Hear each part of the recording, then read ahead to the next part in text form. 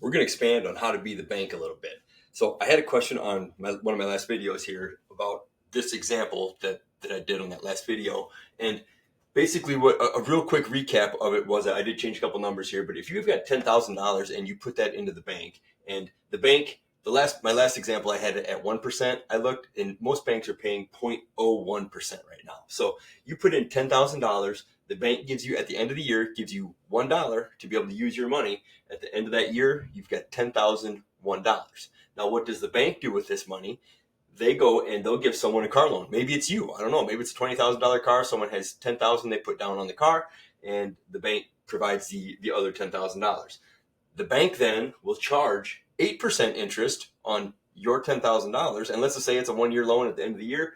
8% on $10,000 is $800. So at the end of the year, you got $10,800. So the bank basically made $800 by using your $10,000 and paying you $1. So the bank made $799 for the use of your money, and they gave you $1 of it.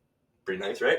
So what it did over here is then if you've got equity in your house and you're able to get a home equity line of credit up to $100,000 or any number really to $100,000 for this example, but which if you've bought your house, or if your house is at least 5 years old, that you lived there for over 5 years, you've probably got this much equity. And I know everything's different, but go and check. The prices have gone crazy, and you probably got a really good rate on your mortgage. But anyway, if you're able to get $100,000 home equity line of credit on your house, you could take that out, and that right now mine is at 8%, so that's pretty fair rate, I think. And so at the end of the year, if you took this $100,000 out, you put it into some kind of investment, you would owe at the end of the year $108,000 because you're going to be charged $8,000 of interest. So what if you could take money, your equity in your house, and we're just going to do what the banks do?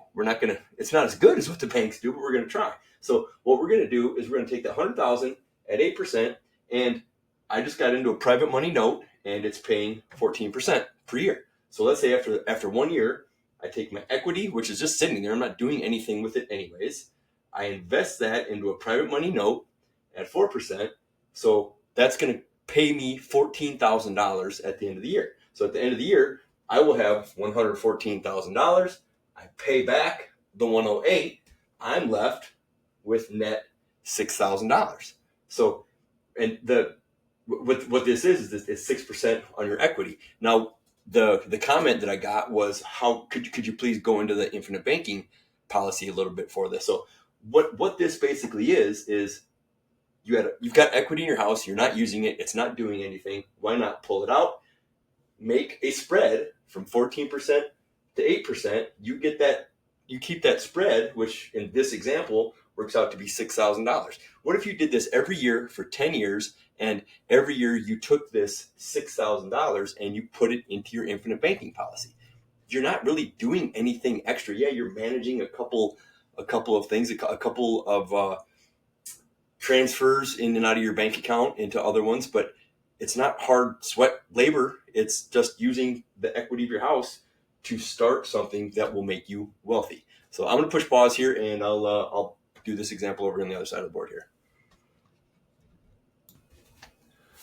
Okay, so now what we did is we took this $6,000 that we're making every year, and we are funding our infinite banking policy. So we're going to start with I didn't want to draw all 10 years out here, but basically you're putting $6,000 in every year for 10 years. So at the end of 10 years, you will have put $60,000 into this infinite banking policy, which is basically your bank.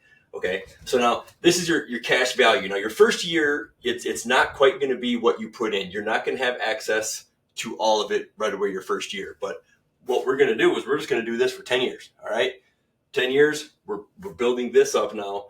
And the first year, it's not going to be. Usually around the 4th to 5th year is when you are able to get what you've put in plus some. That's when it kind of crosses. So in year 5 times 6,000 would be 30,000. So I just said that we can run a situation for what you are doing for your numbers and how old you are and everything else like that, because it all changes, all kinds of different levers you can push. This is just a very simple example. The numbers probably aren't very far off, but I didn't run any illustrations on it. So let's say in year 5 that you're able to pull you've got $31,000 of cash value. And that's usually about, because remember, you would have put 30,000 in at that point. And at that point, you can probably take a little bit more out than what you've put in. And then every year after that, for the rest of your life, you will be able to pull more and more. So I said year 10, maybe it's around $12,000 more than what you put in, because this is going to be continuously compounding all the time. So in 10 years, let's say you've got access to $72,000, and then you take a $72,000 loan from your own policy, your own banking system. Now you're only going to be paying, right now I'm paying 5.68%. So I said we can take a loan at 5.7%. Remember, over here, we're paying 8% on our home equity line of credit. So this is way better. So I'd rather take a loan at 5.7 than 8, but at 5.7 on 72,000, ran the numbers, it's $4,104 that you will have to repay in interest that you'll have to repay. But that's cool because we're making 14%.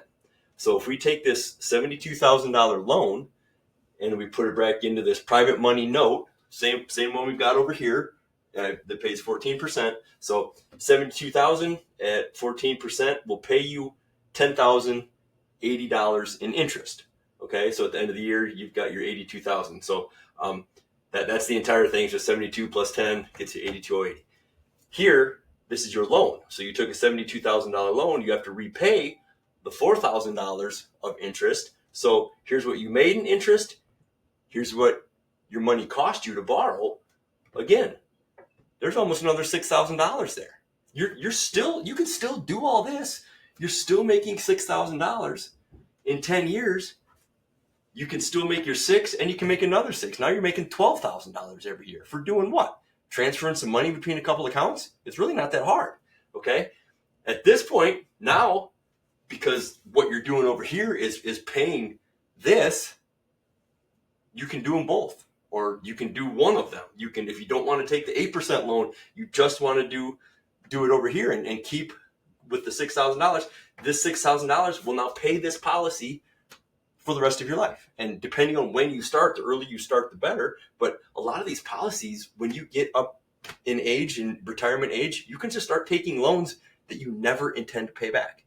Because this cash value number, even though we took a $72,000 loan, we didn't take that money out. We never took the money out. It is always in there. It is always compounding, and it is always growing. Just like over here, we didn't cut $100,000 of our house. We didn't cut the garage off of our house. We don't get to use it anymore. We still get to use it. All we're doing is we're using the equity to our advantage. We're doing what the banks do.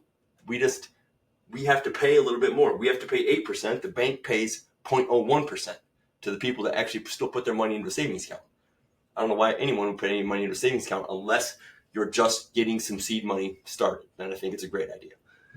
So with all of this, what we're doing, you can keep doing with your equity. And look, we're 10 years into this, 10 years in, and you've now got an extra, basically $12,000 a year, plus whatever else you're making at work and everything else. So at that point, you've probably got more access to your equity. Your house likely went up in value. You have paid it off, so you owe less. So you might be able to go back in here and tap into more of your equity. By this time, you might be able to get $150,000 of equity, which will just raise that number, this number, everything just goes up. And if you keep plowing it back into it, the whole thing, this is the snowball going down the mountain. Even if you stop, say, all right, I want to take it easy a little bit. I want to go on a nice trip. Maybe you take this and you keep paying for your policy, and you take this and you do something fun with it. An extra $6,000 a year. I know it's not a ton, but it's better than nothing, right? It's better than just sitting here living in your home with equity. And at least here you started. I mean, if you're in your 30s when you start this, I didn't start my policy till I was 39 years old. Okay. I wish I would have started it the day I was born, but obviously that's hard to do. But I did start one for each of my kids. So they will have access to their own banking system once they learn the concepts to it. Okay. So the earlier you start with this, I mean, if you're 30, by the time you're 40, by the time you're 50, 60, 70, I mean, it's going to grow astronomically. And like I said, if you're interested in any of this stuff, go ahead and shoot a text just shoot, say Kyle, to 855-529-1388. And if you want, we can run your situation, what's your age, how much do you, I don't know how much, maybe you've got some money. If you've got cash flow coming in anyway, and you're sick of putting it in the bank, let's start one of these policies. Maybe you've got some equity where you can do something else, and you can up the policy. I wish I would have put more into my policy. I went pretty high. I was scared, but at this point, I think I'm 8 or 9 years into it, and I wish I would have put more into it. But that's, I guess, how I'm able to, get more policies on my kids. So everyone I've ever talked to that has an infinite banking policy, I know it takes forever to get your head wrapped around it. But once they have a policy and they use it and they see how this thing works to their advantage, they always get more. Every single person I know has, the first one was scary, they got it, but they've got more after that. So, all right, I hope this helps. I hope this answers that question. I forgot her name, but please let me know if you've got any questions. Put them in the comments, and I'll try to make another video and help everybody. So, all right, let me know, and good luck, everybody.